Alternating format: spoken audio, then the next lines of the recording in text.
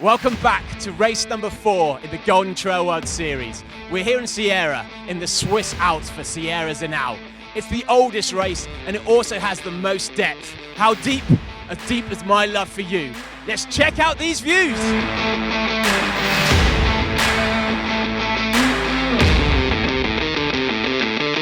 The course is 31 kilometers with 2,200 meters of ascent. Importantly though, they almost go immediately into single track. So if they want to win this race, they need to get out fast early. It climbs heavily, but at the top is the opportunity for people to really sprint out because there's a long bit of running before the steep down at the end. People say this is a fast course, but what they mean is that road runners can come here and do well. But don't get fooled, they only say that because trail runners like nothing more than thrashing road runners, and they're gonna do that today.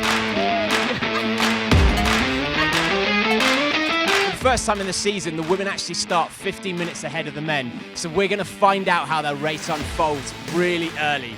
We've got Lucy Murigi from Kenya returning. She's won here before, as is Maud, the course record holder. And every other contender of this series so far is going to be racing today. There are also people that you just can't expect who are going to turn up. I don't know what's going to go down, but you better believe Maud's going to be pushing hard from the start.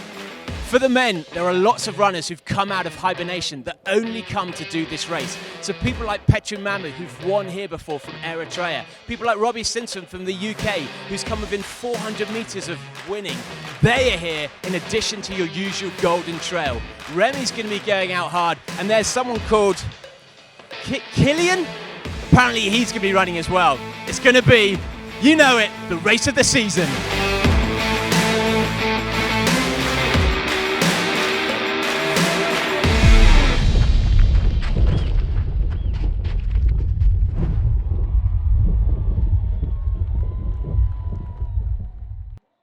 The chocolate is for you? No, unfortunately. You better run! C'est moi qui mange la tartine. Ah, je mange la tartine. What's your problem, Pepito? Where's the last one? Yes, I think. If I can. I know, because you need your tool! There's no way I can put it without my spoon. Much more easier. Elles sont bien? Oui. Ouais, nickel. Homework before the race, huh? Non. Very interesting. Comme faire.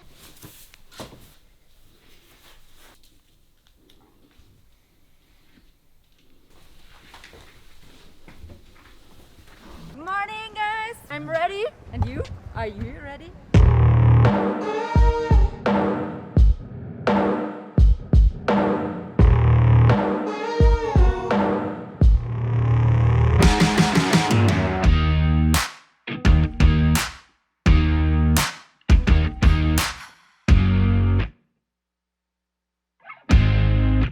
The women have just gone past and we're only 400 meters in, and look behind me.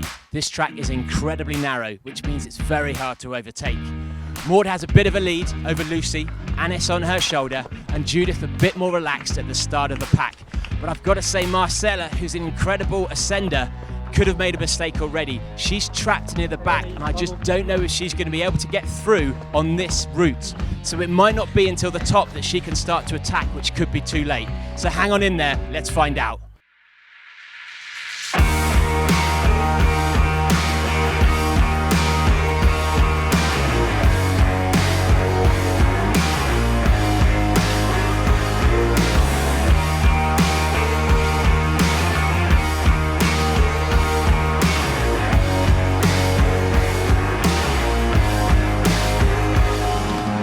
Oh man, I'm shocked at that start of the men's. You've got Remy and Fred with Thibaut just behind as expected. Juan Carlos, Petro, they're in there. And a little bit further back, Davide is looking a little bit panicked, trying to make moves. But Killian, he's 12th, 15th, 18th, boxed in. He can't get out of that position. He doesn't look comfortable. I don't know what he's done here. Has he made a mistake? Is he not the runner he was 2 years ago? We're gonna have to wait to find out, but I can't believe it.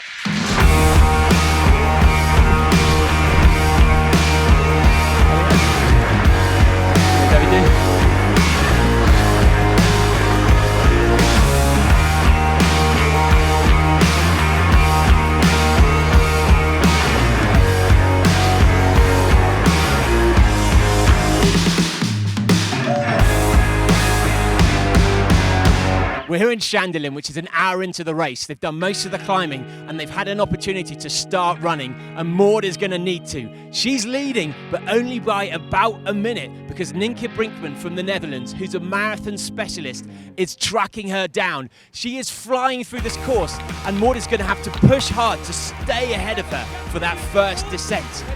Behind her, you've got the usual favourites. We've got Anais close behind, we've got Blondine, and then we've also got a new face in fifth. Kwambaka Amasa from Kenya is looking strong.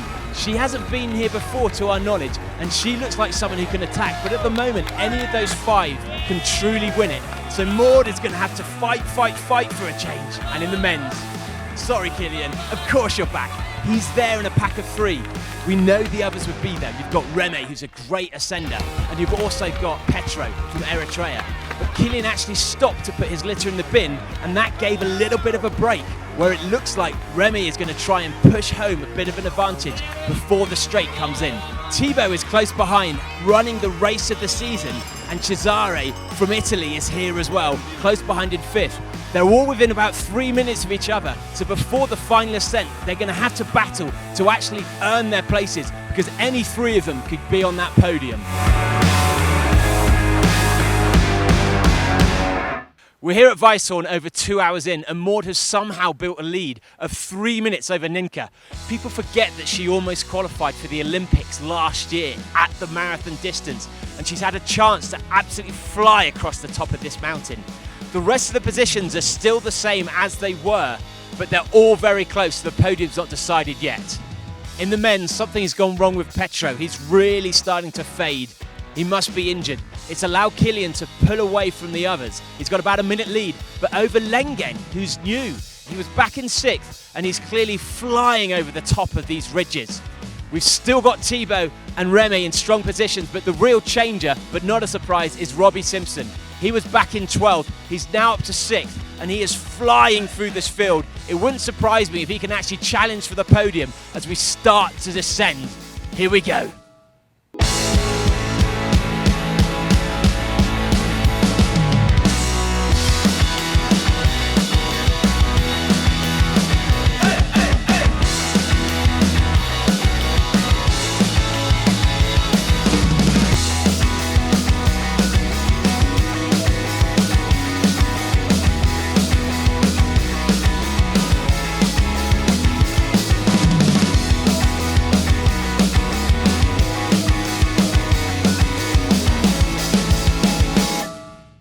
We knew if there was going to be an upset this season, it was going to be here in Switzerland, because this is the race that people come from across the world just to do, and it nearly happened today. But Maud was way too strong.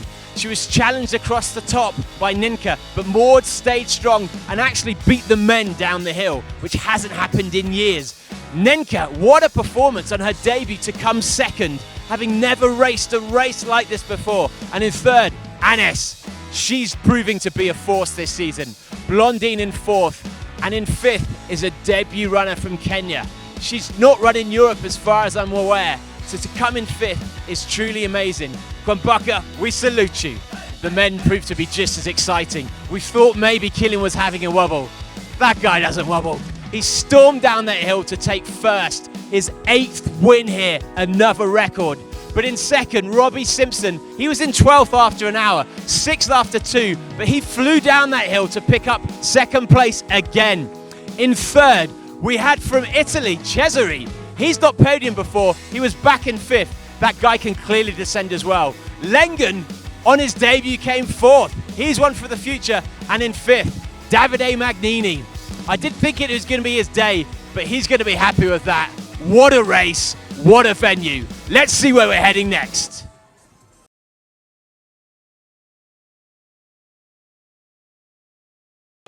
We're back in 4 weeks for Chemgau in Germany. It's a new race to us this season, and if they want to qualify, they're going to have to do well there. It's a marathon distance, so once again, there's going to be some new leaders and some new faces on the podiums. We'll be there. Make sure you are.